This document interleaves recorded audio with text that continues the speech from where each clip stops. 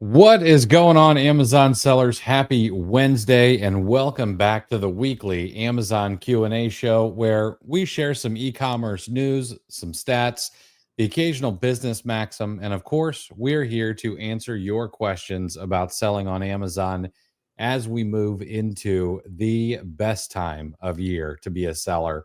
So if you've got a question about retail arbitrage, online arbitrage, wholesale, or maybe you just have a curious Keepa chart, well, drop it in the chat and we will be happy to help. Now, for those of you who might be new here, my name is Chris Grant, and to my right is my animadversive co-host, Chris Rasick. Chris, how is Wednesday treating you, sir? Wednesday, not bad so far. I will tell you, like I am, like, so we're 5 days into November, right? And there's actually a little bit of distinction between, the whiskers on the top versus the whiskers everywhere else. November is the spirit of awareness on men's health.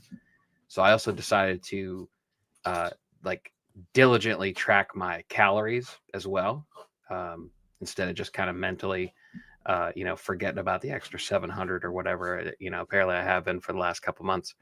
So and this is the period of time where I am regretting a bunch of my decisions. I am itchy, I am hungry, which leads to a little bit more irritable than normal, but that's all right.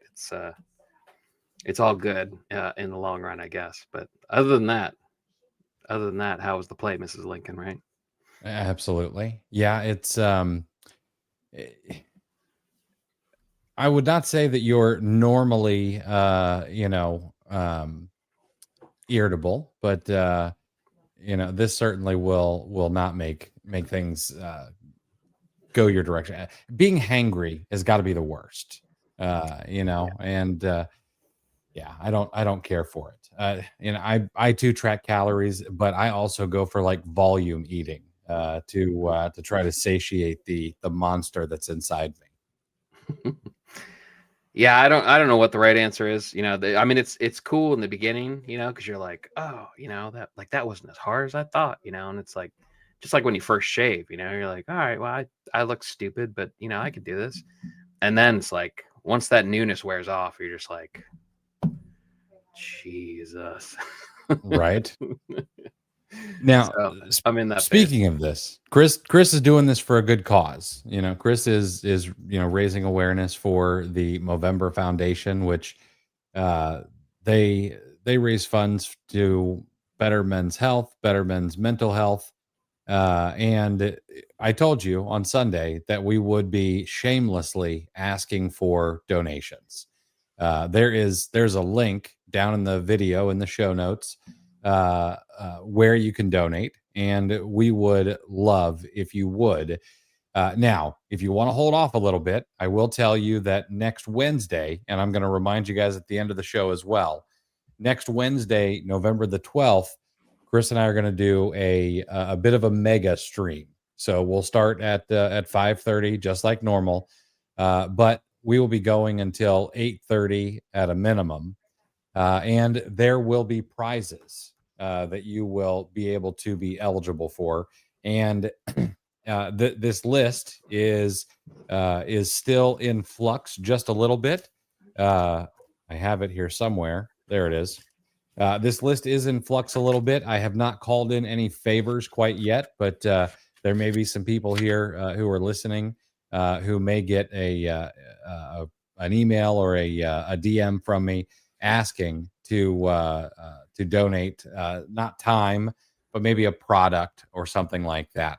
But we're going to be giving away some 90 days free to OAC Plus, our community for Amazon sellers. We're going to be giving away some Keepa Academy. We're going to give away some Keepa SOPs. We're going to give away some books, because we talk about books quite a bit on this show, and it would not be right if we didn't give away a couple of books. And we've got a few other things that we're working on. So I think there's going to be some coaching in there, some 2-for-1 coaching, where you can get some coaching for both Chris and I together to help you in your business. And we've got some fun ways to do all this. So mark your calendars for next Wednesday, November the 12th, because again, we will shamelessly and repeatedly be asking for donations, and we will make it worth your while with some giveaways and things like that. So, would love to have you. Would love to have you in. And Steve, appreciate you, man.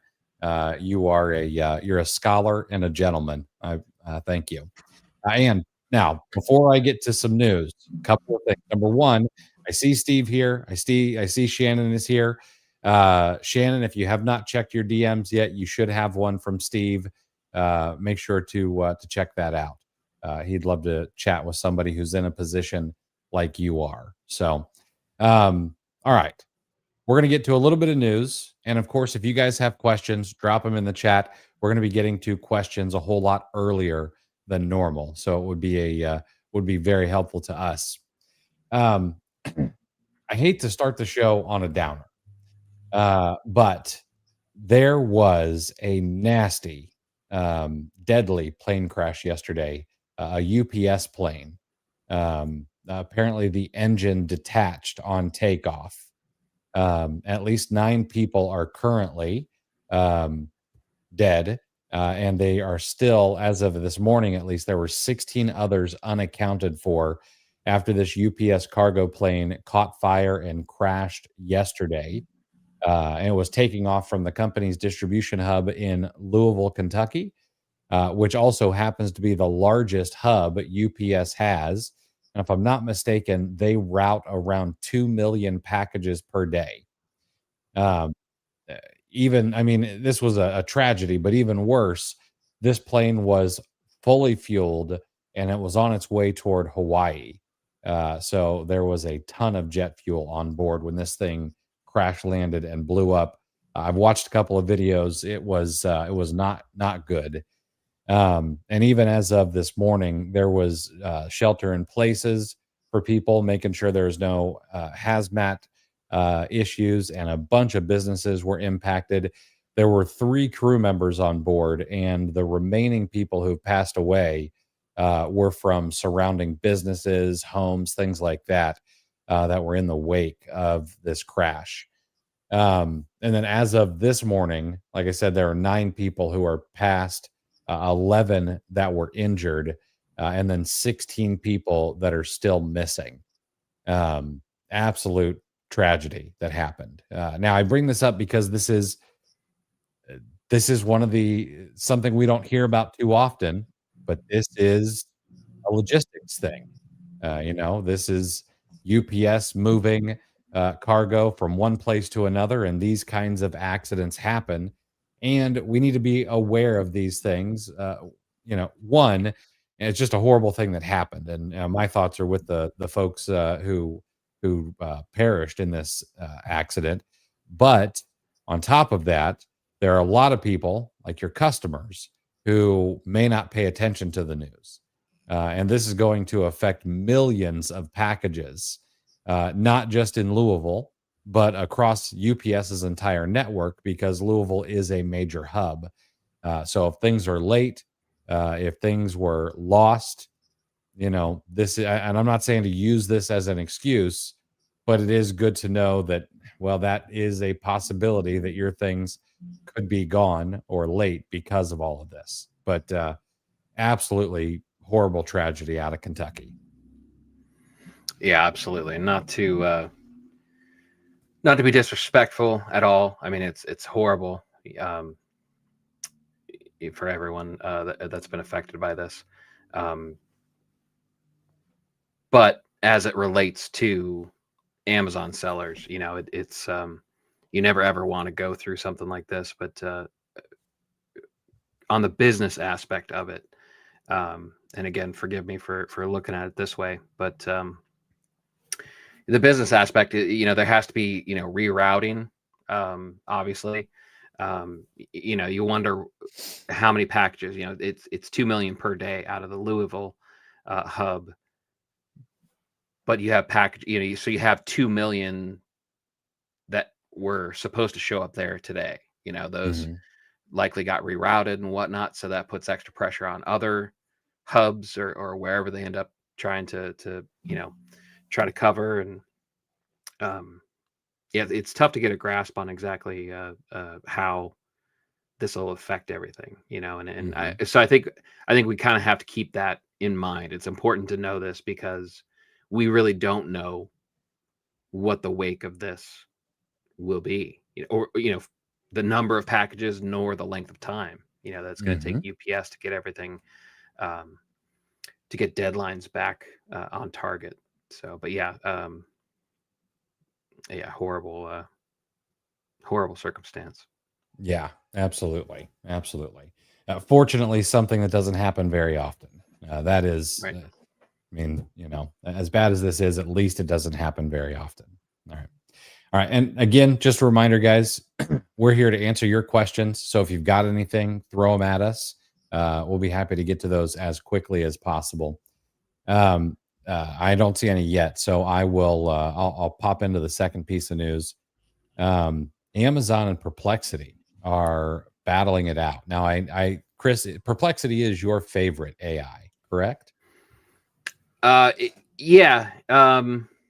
It's replaced Google search probably 95% of my what would have been Google searches. But I do use ChatGPT as well, Hmm. um, just kind of as a running log. But if it's actual like informational, yeah, Perplexity is my go-to. Yes. Yeah. Well, Amazon and Perplexity are having a little bit of a battle of words right now. Amazon has stated that they don't want to be a part of Perplexity's new AI powered shopping experience. And in a post yesterday, Amazon said that it has repeatedly requested that Perplexity stop allowing its Comet AI browser to buy products for customers. And Perplexity, of course, shot back and accused Amazon of bullying. Now, I am curious, what does your annual recurring revenue need to be before you can shake a fist at a bigger company and say that they're bullies? I think that Perplexity might be coming up on that. But for those of you who don't know, Perplexity has an AI browser called Comet, and it currently offers an agentic AI feature that can actually find and purchase products from various websites, including Amazon, and it'll do it all on your behalf. Look, ma, no hands, kind of thing. But now, um, Perplexity has said that it's received an aggressive legal threat from Amazon. And of course, Amazon's demanding that they stop allowing its assistant to shop for users, which Perplexity has now even said that they think that's at odds with Amazon's values. Perplexity says Amazon should love this. Easier shopping means more transactions and happier customers. And they went on to say, but Amazon doesn't care about that. They're more interested in serving you ads, sponsored results, and influencing your purchasing decisions with upsells and confusing offers. I think they're reaching a little bit there. I don't know that Amazon really has a great funnel when it comes to adding products, on. But the confusing offers, the ads, absolutely. And then Perplexity even continued, and they cited a quote from Andy Jassy, Amazon's current CEO, who said during the last earnings call that the company expects to partner with third-party agents over time. Now, my editorial on this is, do they expect to partner with OpenAI, since OpenAI and Amazon just signed a deal worth north of like $35 billion? And is that the route they're going to take rather than wanting anybody who competes with them to use their agentic browsers to be able to work on this kind of stuff? Um, it's Yeah, this is interesting. I wonder what happens, because this is also not the first time that a bigger company has gotten in Perplexity's face, if you will. Reddit has done it, a few others. Very unhappy with the way that Perplexity works. Yeah. You know what? I like both companies. You know, I want both companies to continue doing well. I've got Perplexity's back on this one, because I don't. Number one, what grounds would Amazon have from a legal standpoint to make or try to force Perplexity to not purchase? You know, um, I think Perplexity is exactly right. It goes against Amazon's mission statement. I think the Amazon's words are simply just veiled. They're just not saying that they want to be. They're probably upset that they aren't first to market with the agentic AI purchasing automatically from Amazon, and they want it to be somebody that they are in bed with to do it. And it's not. Turns out it's not going to be Perplexity. So yeah, so as I think it's just posturing on Amazon's part. Mm-hmm. You know, and we know, like, it wasn't that long ago that we started reporting on the surprising revenue stream that ads provide for Amazon, right? So I think the first part of Perplexity's statement about they're more interested in serving ads is pretty spot on. Mm-hmm. Yeah. So yeah, and the thing is that there's partnerships going all around. Apple just signed up with OpenAI, or no, I'm sorry, Google. Apple and Google just partnered. Apple's going to pay Google $1 billion a year to use Gemini within Siri. Mm-hmm. You know, so you want these licensing deals, you know, and you want to make sure that you've got agreements in place with dollar figures and everything like that. So you know, I'm sure it's Perplexity is just kind of seen as a loose cannon here, and getting it for free, you know, which God forbid, you know, in corporate America anything like that happens. So, but good for Perplexity, man. They're a bulldog, you know. They are. Yeah, they don't seem to mind to fight back. Their CEO seems to be willing to draw that line in the sand and be like, no, this is the way we're going. And I do like that. I like yeah, it reminds me of a Sam Zell or a man, I'm trying to think of the CEO of GE, kind of a short balding guy. Anyway, uh, I like that. I like a little fight. Hmm. Yeah. Yeah, So, yeah, and you know, if anybody's used Comet, um, you know, future's bright. Like it's pretty slick. You yeah. know, I mean, Yeah. it saves a bunch of time. You know, it delivers on a whole lot of the things that they said it would be able to do. So yeah, Reminds me I need it'll to be. use it more. I that's the issue, and that's kind of how it was with Chat GPT and Perplexity too. It's you know, you don't, you know, the use cases are slow to dawn on me. You know, Hmm. like, there's a bunch of stuff that I could have been using Comet for and saving time, and you know, it just hasn't occurred to me yet. And to your point about corporations not giving away things for free, there's a kind of a big piece of news out of Amazon. Starting next year, they're going to be charging developers for access to the API. This, and it's not going to be cheap. There are some people saying that this is one of the most expensive APIs on the market. And it starts at like $1,400 a year for base access, and it can go up to like an extra $10,000. I can't remember if that was per month or per year. Um, I shared a picture of it, but of course, it'll take me a Yeah, while to find. Oh, there it is. Oh, it is monthly. It could be up to $10,000 a month for 250 million get calls. Now, I'm not a developer, so I don't know exactly what that means. But what I do know is this very likely means that software prices are going to go up. Now, the one silver lining is that Keepa does not use Amazon's API. Keepa scrapes data, and they have for years and years, I think since 2019. So hopefully they're insulated from a price increase. However, it would be a genius move on their part. Hopefully they're not listening to use the API cost, the new API cost, as cover for a price increase. Because they are the best on the market at what they do. Well, they might be one of one. Camel is really kind of a joke for sellers. So, but I would expect things to start getting more expensive next year. Yeah, whether it's justified or not, I think a lot of the companies are going to have that same thought in mind. That the air is thick with price increases.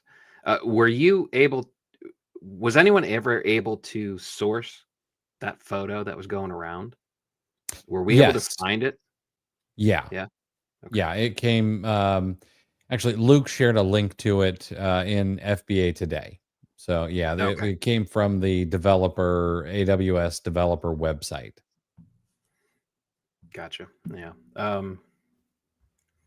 Yeah. I mean, I'm probably more nervous about that than I am when Amazon introduces their own fee increases. Because at least we can do that math. Right. Yeah, absolutely. Right. You know, And it's a little it's even across the board.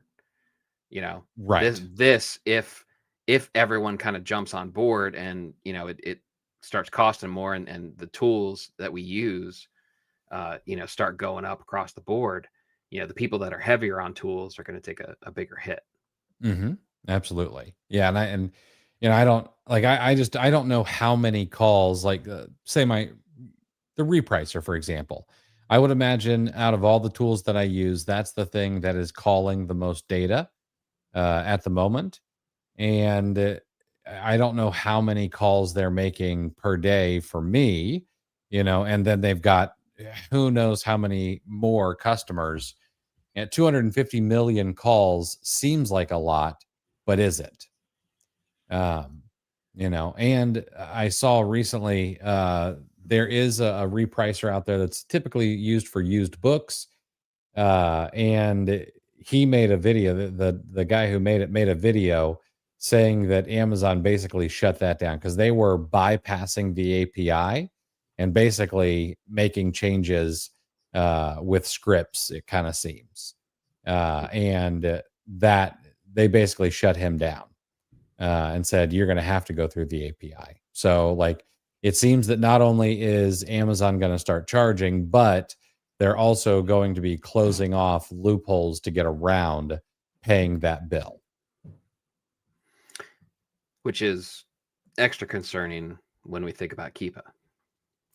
Correct. Yeah. My only thought about Keepa is it is so distributed, across, well, I can't remember how many, there's like 250,000 people that have it installed, at least according to Google Chrome. So maybe that's the insulator. Yeah, but we'll find out. Yeah. Just 250. That seems very low. That does seem low. Keep a Chrome. Oh, I'm sorry. Wow, I don't know why is it 4 million users. 4 million installs. There. Okay. That's better. Yeah, that's more like it. I buy that. Buy that. And before we get off the AI thing, Perplexity just partnered with Snapchat. Interesting. Yeah. To in a joint venture, something involved with search. I didn't get to. It's just coming out now on Twitter. But very interesting. I'll have to read up on that. Yeah. All right. First question. Truth Right. Hey, Chris, what are your thoughts on Corey leaving Amazon? His margins were surprisingly low, like 5%. So, uh, honestly, I have not taken much time to think about it. And I'm going to say this, and I don't mean this in a sense like I'm calling you out or anything, but like it's okay not to have an opinion on things. And I try to have no opinion on a lot of things. But since you asked, I can formulate an opinion.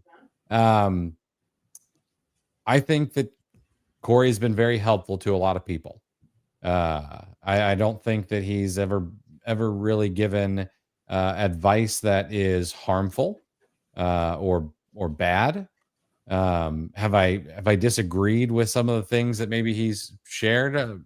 Maybe. I can't think of anything off the top of my head, but I mean, I disagree with Chris sometimes too. We're not in lockstep. What? Right. Yeah. Uh, Now, about his margins, I don't care. He was paying himself a salary. He had positive margins. He had margins that are better than Target. He was obviously, and I mean, his storefront was very public, was obviously higher volume, lower margin items. That's how he wanted to run his business.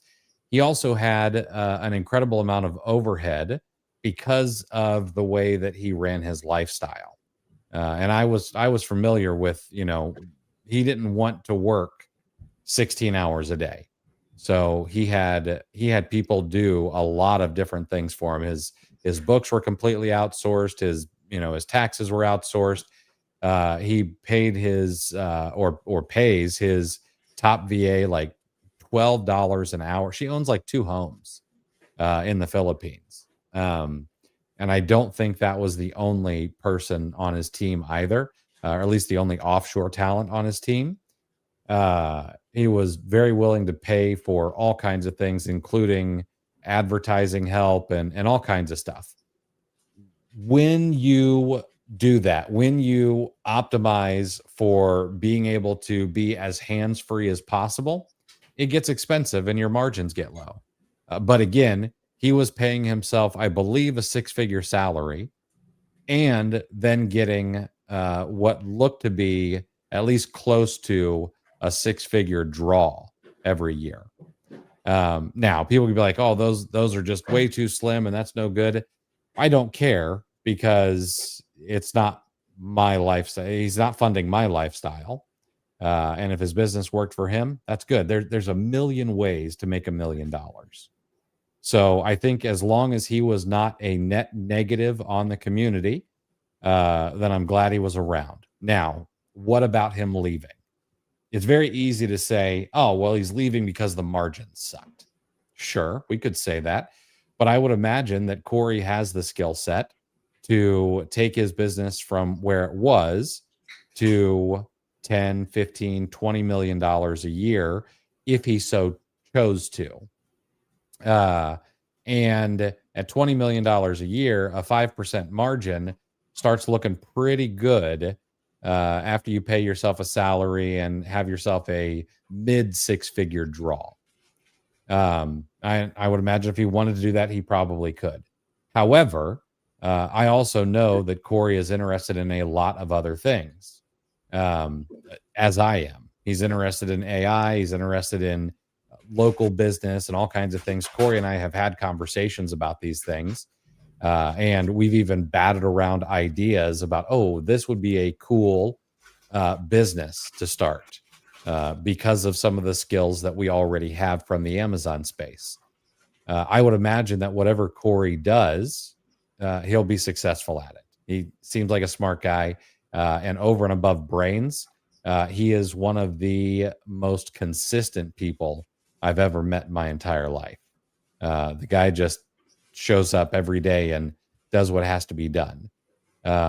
So I think he will. I think he'll be missed in the Amazon community. I think he helped some people. I hope that he absolutely crushes in whatever is next in his business career, and I'll follow along to see what he works on because At the end of the day, what I love most is not just the vehicle at which we make our money in, but business in general. And I like to see people win. So I'm rooting for Corey for whatever he does. Yeah. I know you aren't asking me, right? And I really can't top that, but let me get into the weeds a little bit, right? Because I like Corey. Corey's taught me a lot.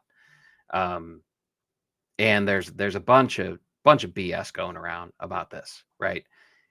Margins seem low, and a whole bunch of people decided they want to jump on the margins. So let's get into the particulars of it, right? I watched his video at least twice, right? And when he shows you the lifetime profit, you hear him say 81 months. Okay.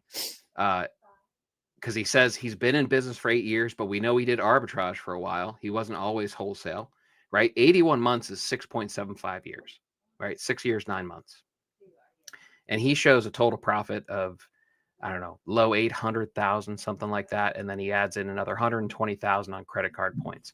So the number that I got my calculator out. I won't lie. It ended up being $937,000 over 6.75 years.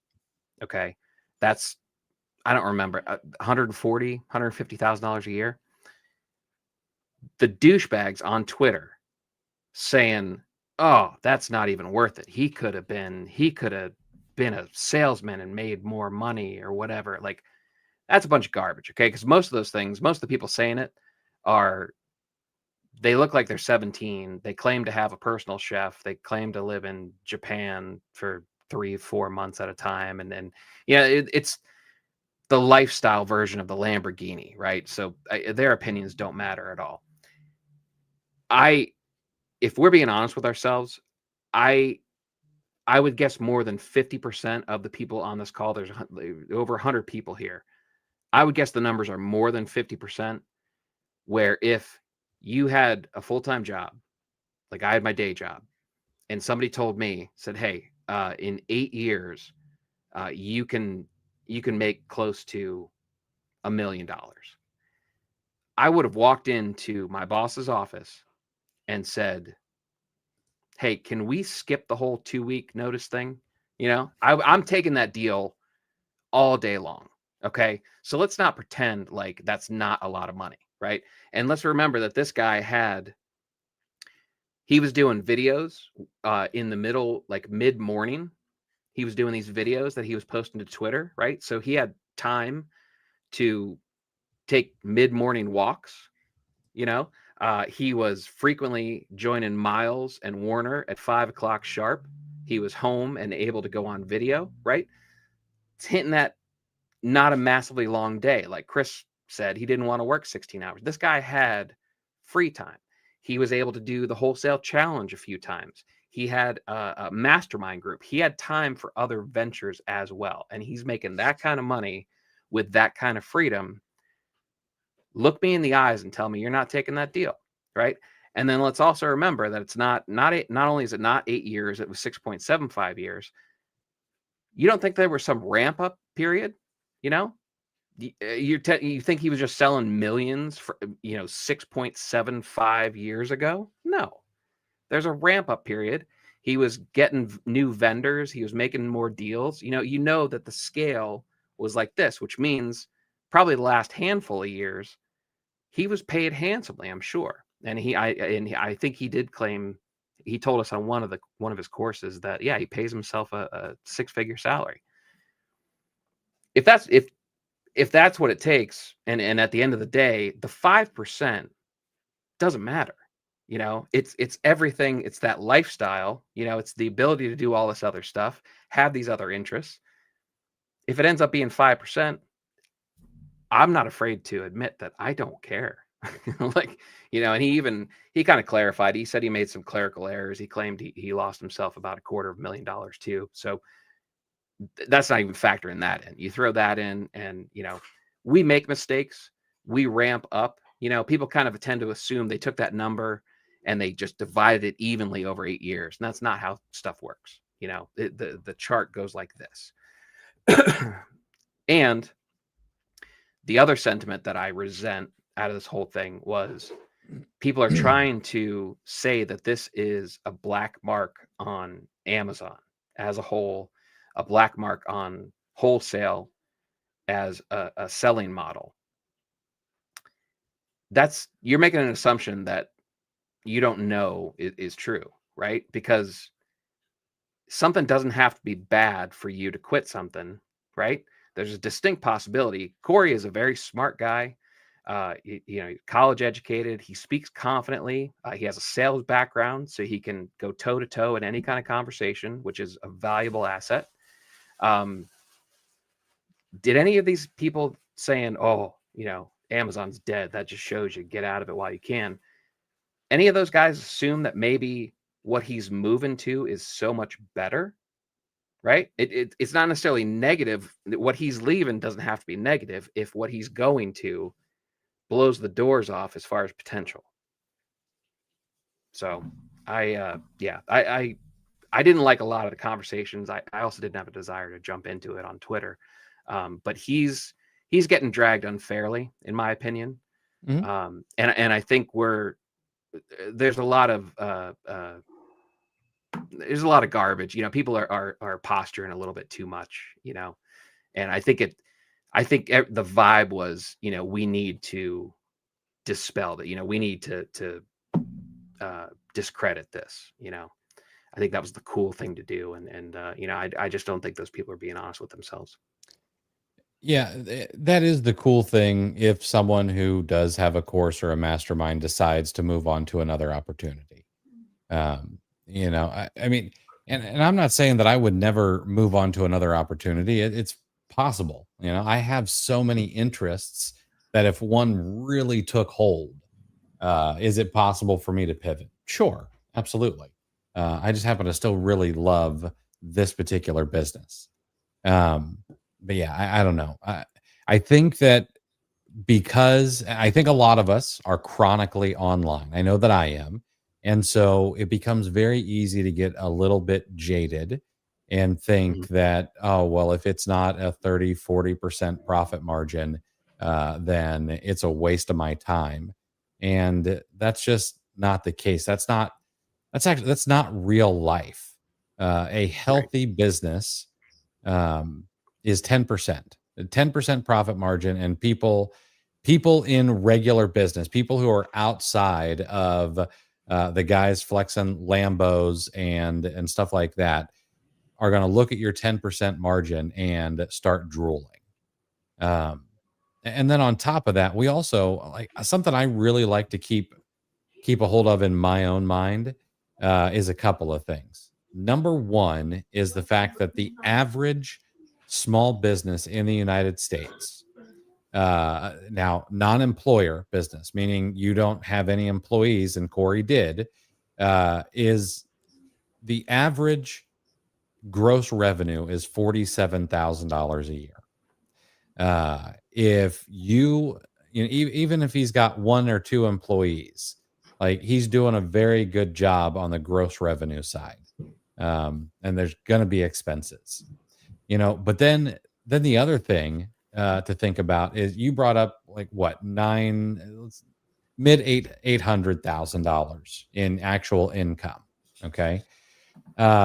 What do you think the median lifetime earnings is for somebody who let's say has a master's degree? Okay.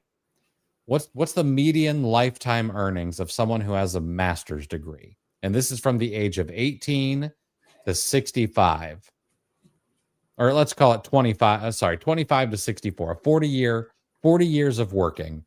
What will they earn over that period of time?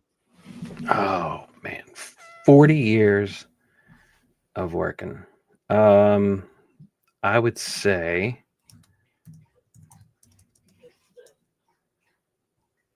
2.5 million.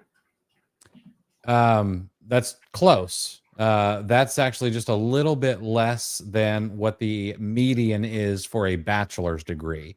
The median for a master's degree is 3.2 million over the course of a 40-year working career. Okay.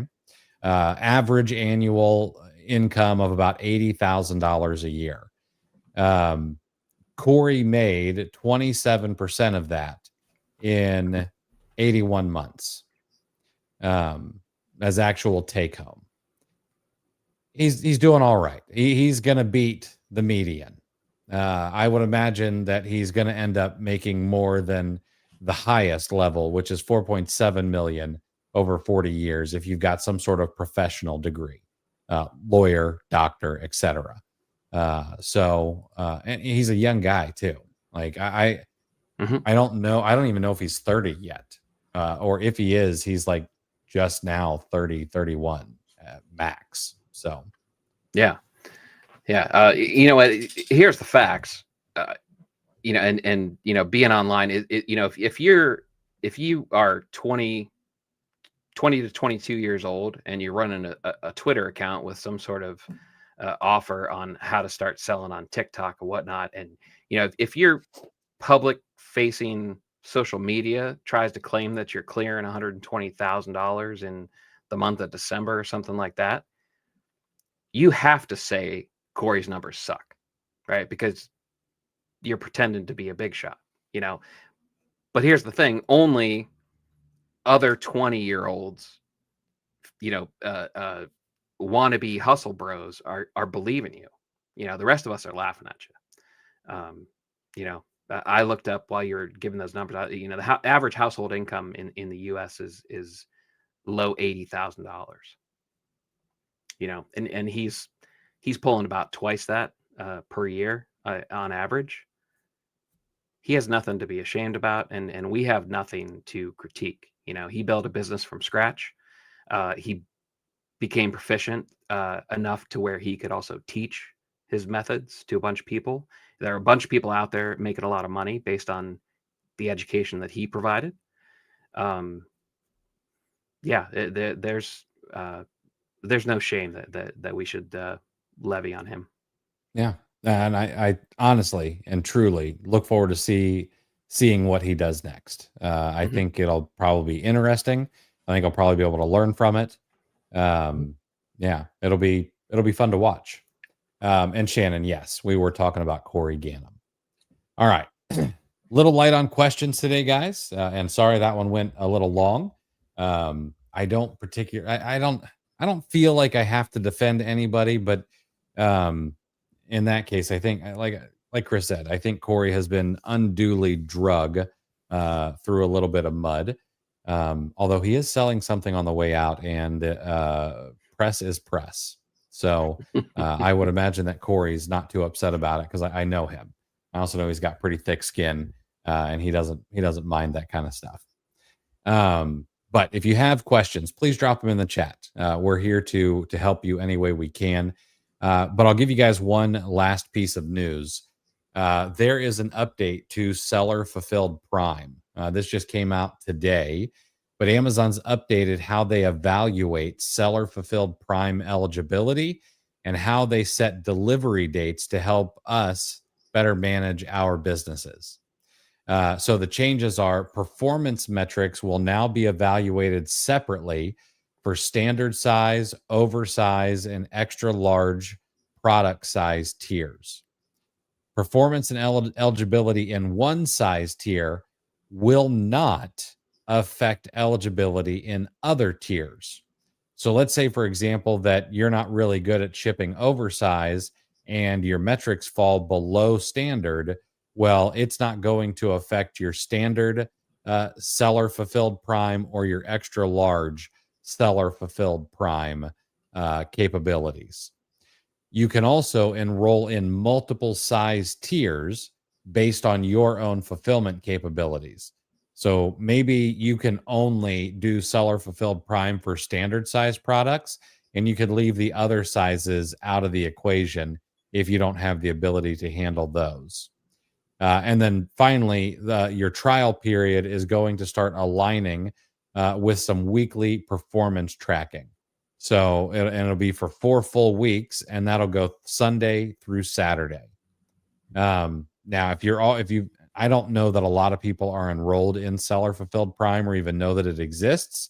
But if you're already enrolled, Well, you've automatically enrolled in all product size tiers.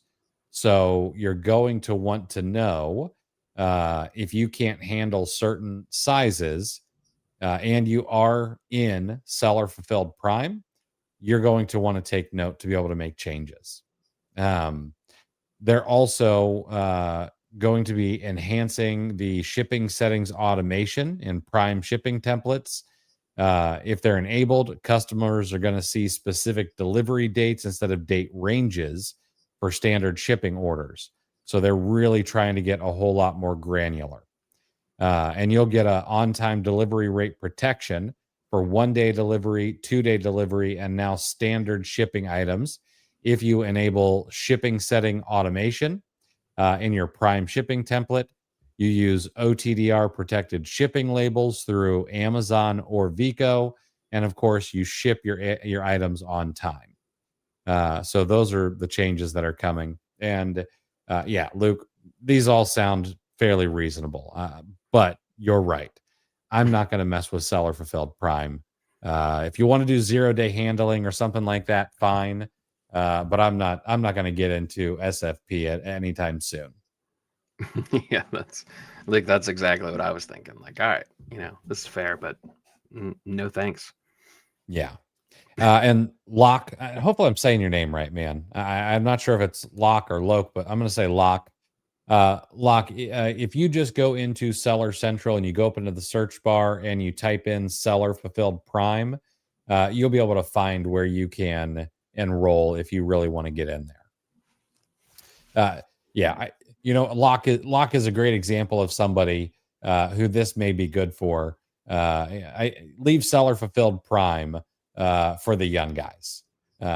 You know, those of us who might throw their back out, bend it over too many times to pick up some boxes, can just do regular shipping. Or throw their back out sneezing. Yeah, right.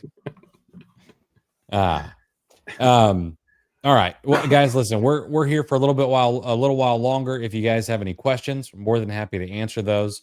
But I do want to bring up again, for those of you who are here, mark your calendars because next Wednesday, November the 12th, we're going to be going live for a minimum of 3 hours. We're going to start at 5:30. We're going to go to 8:30. And we are going to be doing a bunch of giveaways. I mentioned those before. We're going to be doing some free time in OAC Plus, our community for Amazon sellers. Going to be giving away some Keepa Academy, some Keepa SOP, some books like Atomic Habits, and a few other things, some coaching. But we are going to be shamelessly and very often asking you to donate to the Movember Foundation, which brings awareness for men's mental health, which does not get enough airtime, I think, and also men's health in general, things like testicular cancer, colon cancer, prostate cancer, those kind of things. Chris and I were discussing. Chris and I were discussing this live stream the other day, and we were looking up some facts and figures. It's not pretty. It's not a great thing to think about.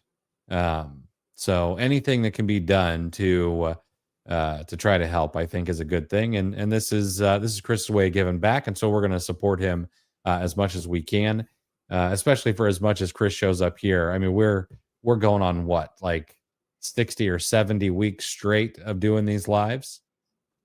Yeah, and I remember, I still remember last year's show vividly. It was heck of a lot of fun. We raised a whole bunch of money. The audience, you guys showed up in a big way.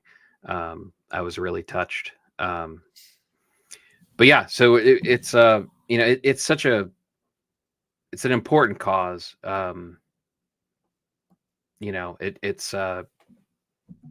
Everyone, I like to say, just kind of sum it up, because I was kind of worried, like, okay, well, it's men's health, and I hope that isn't disrespectful to the women out there, but the way I justify it is, there are a whole bunch of people out there that need more time with their dad. And there's and basically every parent needs more time with their sons. So whether it be, cancer prevention, whether it be, kind of reframing, um, getting yourself checked, just being willing to do that. Men kind of, we've been programmed over generations to kind of bottle this stuff up, um, and not going to the doctor, and you just rub some dirt on it, and, or drink a glass of water and take a nap and you'll be fine, or so, like stuff like that. But we've got to start getting smarter about it, and if we do get smarter about it, we can live longer and we can spend more time with the people that we love. um and that goes with the mental aspect of it too. It's Movember also specializes in suicide prevention. It's a disproportionate number of males that commit suicide versus females, and I attribute a lot of that to the fact that there's certain large swaths of males kind of look down on talking about your feelings, Mhm. like, so Movember, and even if it's, even if you're a lady out there with a man that you love, Movember does a lot of good stuff for everybody. They give you talking points, and there's actually there's material on how to start some of these conversations, and yeah, it's just there's so much good um that comes out of this. So yeah, I'm excited, and in advance I appreciate everyone's support. We've started to receive support already. There were people were asking me in October. I hadn't even started talking about it yet, but they're like, "Hey, are you doing Movember again?" And this will be my 13th year. This is my 13th year. Um, I think it was, I saw Polly in the chat. I think it was Polly that actually pushed me over $13,000 lifetime donated. Oh, Um, that's awesome. Yeah, yeah. So and it's been, and these are like the first few years. I mean, the entire month that, I was lucky to raise, a couple $100, obviously, and I appreciate you for letting me use this platform to uh, juice donations. So yeah, so I'm looking forward to it. I was looking forward to it before, but then once we started kicking around the prizes, um, I don't need, like, we're actually talking about it, and I don't know if you wanted to give the details or not, but we're actually gonna, like, I'm not sure we've figured out, like, the method, but we're actually going to essentially auction off uh, an hour with the two of us Hmm. privately. Um, and it can be whatever you want. It could be coaching. We can source together. We can go over numbers. We can review products. It could be anything, literally anything you want. You get our undivided attention for an hour. Um, so I think that's pretty cool. I'm excited to run that. Um, Hopefully the audience is excited for it too. maybe it's just Right. maybe it's just me. Like, well, yeah, I don't know. Watch me get the winner ghosts us. We sit here for an hour. We're like, where are they? Yeah, I think that'll be fun. I do. Um, all right. So Adil, apologies for the question. No apologies. That's what we're here for. Q&A. Who is Corey? Corey's a good guy in the Amazon space. Well, for a little while longer. But moving on to other things. He's been on. I know that you are. I know you know Miles Adil, and he hops on Mondays with Miles and Warner quite frequently. Lock. We'll be starting at 5:30 p.m. Eastern. So Eastern time is when we get started. Shannon, if you want to pay to spend 60 minutes bashing that state up north, we will happily take that money. I don't even know if I would have to prepare for that. All Um, right. but yes, absolutely. Absolutely. All right. Now that would be a good time. Yeah, it would. That one might have to get recorded, because that state up north can. Yeah. Anyway, it's November, which means the game of the year is just around the corner, and so for anybody who bleeds a little scarlet and gray, that scarlet gets a little bit deeper, and that dislike for that team up north gets a little stronger, burns a little brighter. So Yeah, Chris, we I don't I don't ever want to end the show before an hour, so that would mean we have at least a few more minutes. Um, while you were talking about the mega stream, the mega show next Wednesday, that's not the only mega show that we're doing, right? Can we talk about that? absolutely. Yeah, we do have two planned for this month. The other one is going to be on um the other one is going to be on Monday, the 17th of November. Now, here's the thing. There's a catch. The one on Monday the 17th is going to start at, I believe, 6 p.m. And it's going to be going until about 11 p.m. Eastern time. So 6 p.m. to 11 p.m. Eastern time. That is 5 hours. And it's sort of going to be a replay on um, the Prime Day live that we did. It is for OAC Plus members only. And on Prime Day, we held a bit of a source-a-thon. The problem was is I ended up inviting too many guests. And we learned some good things. We had some really great conversations, but it took away a lot of the time. Took away a lot of the time for us to actually spend sourcing. So this time around, on the 17th, it is going to be 5 hours straight of only sourcing. We'll be using Storefront Stalker Pro. We'll be using Keepa. We'll be using Flip Alert. We may do some manual sourcing, um, and things like that. I'll pull out a lead list and pop off of that a little bit, because rabbit trailing is just it's the goat of sourcing, especially if you use a lead list. So we'll be dipping our toes into each one of those, and we'll keep a running total of the profitable things we find. And along the way, we'll answer any and every question. You're curious about the way a Keepa chart looks, or whether or not you'd source something, or whether or not I would source something, or Chris would source something. You're going to get all of those answers. But it is for OAC Plus members only. So if you want to join, you're more than welcome to. Matter of fact, we've got a Black Friday sale happening already, because we're retailers, and Black Friday season doesn't just start the day after Thanksgiving anymore. It starts as soon as Halloween is over.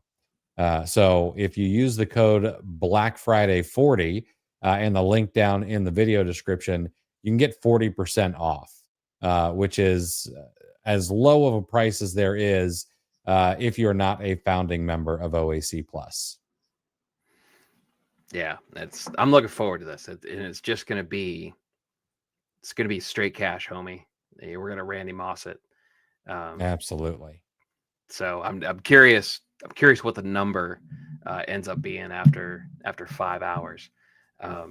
The members. I know there are a lot of members here watching already. It will, like, if you picked it up, that's on a Monday night. I always do my 9 o'clock Monday show, so it's basically 3 hours earlier. But Chris is gonna do a bunch of it leading up to it, so I'll go for 2 hours starting at 9 o'clock like I always do.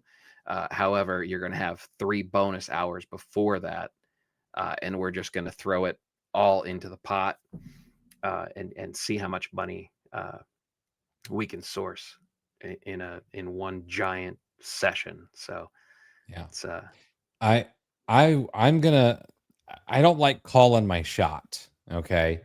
But I think that we should pretty easily be able to bust through the $1,000 in potential profit mark over oh, that oh time. yeah. Well, Yeah. that's conservative, I think. Yeah. Yeah. So all right, couple of things here and we'll get out of your guys' hair. Jay Tyndall, just want to say Corey was one of the Amazon guys that inspired me to start this business. Absolutely. Yeah, I hope you get to his level as well. Thank you, Um, thank you for the finally a grounded response to the news that you right. shared. Let's just cut through the BS and be honest about it. Appreciate that. Karen, thank you. I Thank appreciate you so that. much, Karen. Yeah. All right, Polly. I'm a little stuck. Inventory is moving slowly. If I spent $500 on new inventory, what are the items you think I should buy to make profit the quickest? This is a tough one because I tend to be product agnostic. Um, However, I believe, Polly, that you spend a fair amount of your inventory dollars on shoes and clothing. So I think that my best answer for you might be anything but shoes and clothing. Now, that is not to say that shoes and clothing is not a good category. It is. Some of the biggest sellers that we have interviewed are very heavy in shoes and clothing. And I'm talking sellers that do north of 20 million a year and up to $100 million a year. Big, big sellers. Um, However, the return on your cash, that timeline is longer. It does take longer for you to get paid back on those items, especially if they're a little bit more expensive. So, if you can sell toys, that is really low hanging fruit this time of year. Matter of fact, on my lead list today, I think it was 80% toys. And Polly, I know that you don't do a lot of merchant fulfilled, but if you are doing some merchant fulfilled right now, that is also going to be low hanging fruit there as well. Smaller toys that are increasing in price, still selling really strong, and you'd be able to turn those pretty quick. It is just the right time of year for that stuff, and we're seeing prices go up a lot faster than we've seen in the past. Steve has mentioned it. I have seen it in Keepa charts. I'm hearing other people say the same thing. Matter of fact, someone just said yesterday, where was it? Getting sales already on outrageously priced items that were supposed to be for December. It's happening. And we know that Black Friday is supposed to be much bigger this year, and you'll be able to take advantage of the increased traffic on Amazon. But as a secondary to that, you should be able to take advantage of some really good prices of things that you'll be able to flip pretty quickly if you do merchant fulfilled right back on Amazon. Yeah, yeah. I I think Polly is, not only does she not do much merchant fulfilled, she seems to be allergic to it, like I am. Um, I get you it. know, so unfortunately, like the best answer are probably answers that you don't want to hear, Polly. But if it's truly, if the key part of that question is the quickest, if that's the emphasis of that question, you might have to bite the bullet and do a little bit of that. And there's still time. Like, this is early November. You can kind of just put a couple things up, just test it, get the process down, figure it out. I know she has an extensive eBay history, so Hmm. shipping. It's simply a matter of, okay, this is how it's done on this interface. Yeah. The actual shipping part of it, you're gonna have that down. Um, but that's the quickest way is sprinkle in some merchant fulfilled, that money comes so much faster, and you still have time. You're in a position now in early November that you could really snowball it and end up with a Q4 chart that makes you very happy when you look back Mhm. at it. And probably, yes, I will. I'm going to put together a guide for merchant fulfilled shipping. I will. Today's Wednesday. I should be able to get that done tomorrow. Um, and I'll tell you what, one thing to make it a little bit easier is I always try to find things that can either A, safely be shipped in a bubble mailer. That makes my life a heck of a lot easier. Or two, pick a size of a box, like a 6 by 6 by 6, and try to source things that will only fit in there. That way you can just keep one size box on hand. And the cool thing is, like with Keepa, and we could go over this on Thursday, is we could go in and we could find all the things that are smaller than 6 by 6 by 6 or whatever the interior dimensions of a box are. We could pull up just those items in one particular category and then only the items that are currently increasing in price. And then we could do hybrid arbitrage where we look for them online. Are they available in store at Target or Walmart or Kohl's or some other local place? And can we go grab them and get them sold? Hopefully even before we get home. So yeah, you know what? That's exactly what we're going to talk about on Thursday. Finding particular sized items and then doing some hybrid arbitrage. Nice. All right. If I'm looking to go heavy in the supplement category, what are some red flags to look out for when evaluating listings and in general? I mean, the Keepa charts, if you're talking Keepa charts, they're just like any other Keepa chart. Look for the regular thing. Look for consistency in sales rank. Look for consistency in, sellers going up and down, consistency in price, etc. The biggest thing that I would want to evaluate on supplement listings is, one, make sure that it's not one of those listings that has some stupid PDF file that goes along with it. Not a lot of those exist anymore, but every now and again they'll have like a little printed piece of paper. Make sure you don't actually get one of those. Make sure the brands match. And then in the supplement space, I tend to stay away from the ones where the brand is also selling. In most cases, supplements tend to be lower margin plays for brand owners and direct to consumer brands. And so when they do sell on Amazon, sometimes they will get a little bit more trigger happy on filing IP complaints and stuff like that.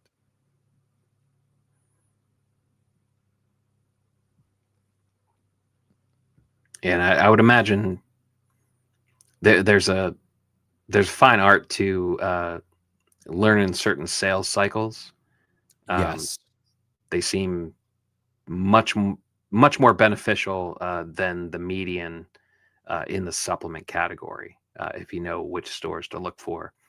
Because a lot of the stores that I have discovered are okay with volume. Seem to be a lot of them have plenty of supplements, and you could play in that category with that. So Yeah. I was asking more about the listing getting shut down. Do listings need to have a picture of ingredients or just in the description? No, they are supposed to have a picture. Are supposed to have a picture of that. Absolutely. All right, guys, we're gonna wrap it up there. I gotta run, unfortunately, but we'll be back on Sunday to do this all over again with you guys. And then, of course, make sure to mark your calendars because we've got a lengthy stream coming up next Wednesday where we're going to give you guys some prizes and shamelessly ask for some donations for a good cause. So until then, guys, I hope Q4 is absolutely trucking along for you, and we'll see you on Sunday at 5:30 p.m.